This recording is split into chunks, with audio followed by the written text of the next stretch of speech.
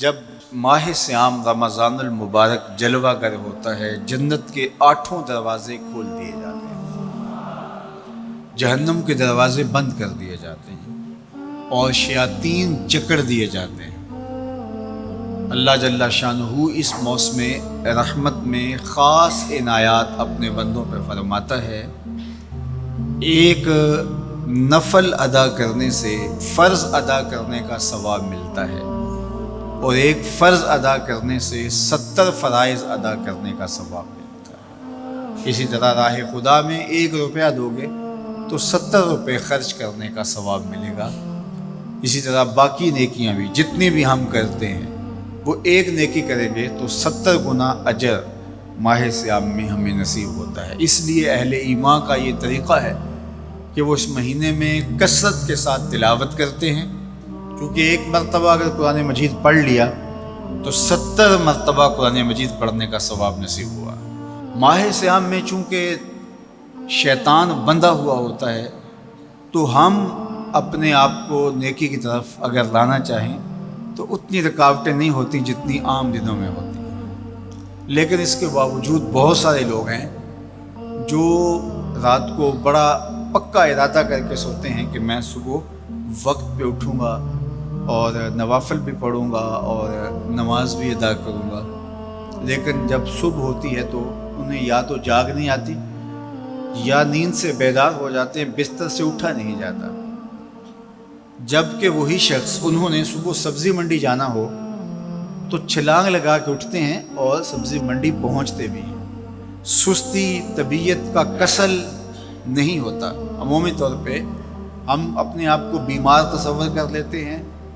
اور سستی اور کسل کا نام دے کر کے، بہانہ دے کر کے ہم کہتے ہیں کہ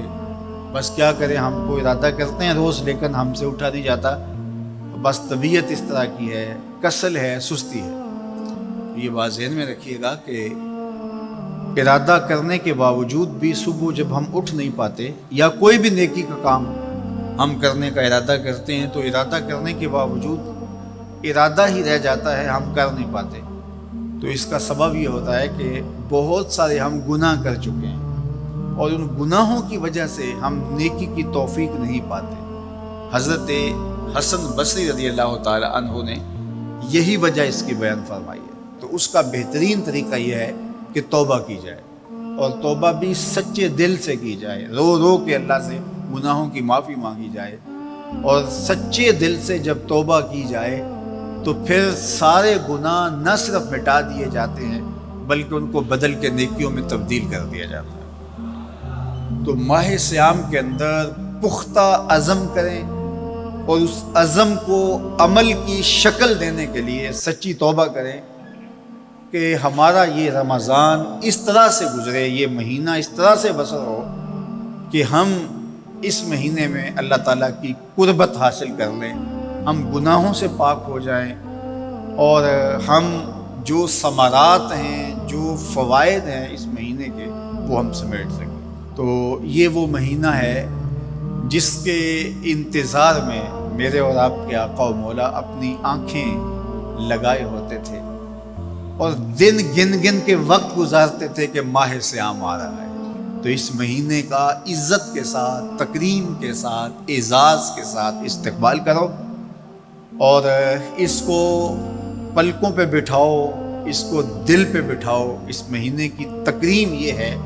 کہ اس میں ہر برا کام چھوڑ دیا جائے۔ اگر کوئی شخص برا کام نہیں چھوڑتا اور روزے رکھتا ہے تو میرے اور آپ کے آقا و مولا کا ایک فرمان سن لیجئے، من لم یدع قول الزور والعمل بہ فلیس للہ حاجۃ فی ان یدع طعامہ و شرابہ۔ فرمایا کہ جو جھوٹ اور برے کام نہیں چھوڑتا،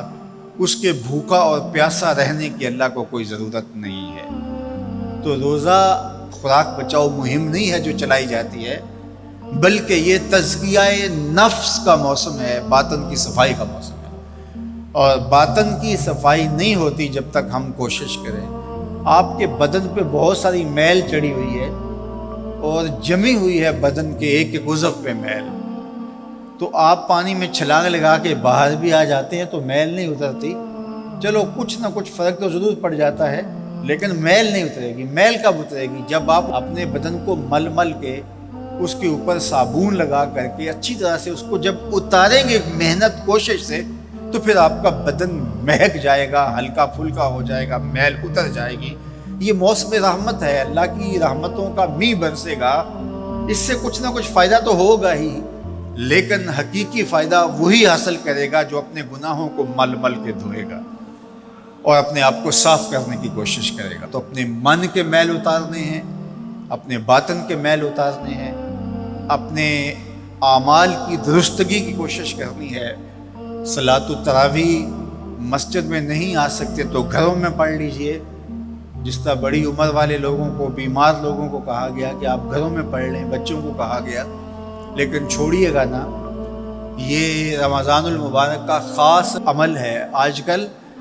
دین بیزار طبقہ مختلف جگہوں پہ بیٹھ کے مسجد پر، مدرسے پر، تراویح پر،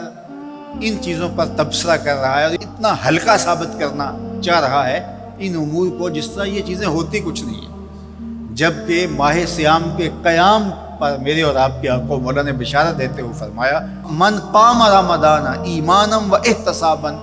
غفر لہ ما تقدم من ذنبہ، جس نے رمضان المبارک کی راتوں میں قیام کیا ایمان اور محاسبہ نفس کے ساتھ، اللہ اس کے پچھلے سارے گناہ معاف فرما دیتا ہے۔ یہ بہت بڑی دولت ہے، تو اس دولت کو ضرور سمیٹیے گا،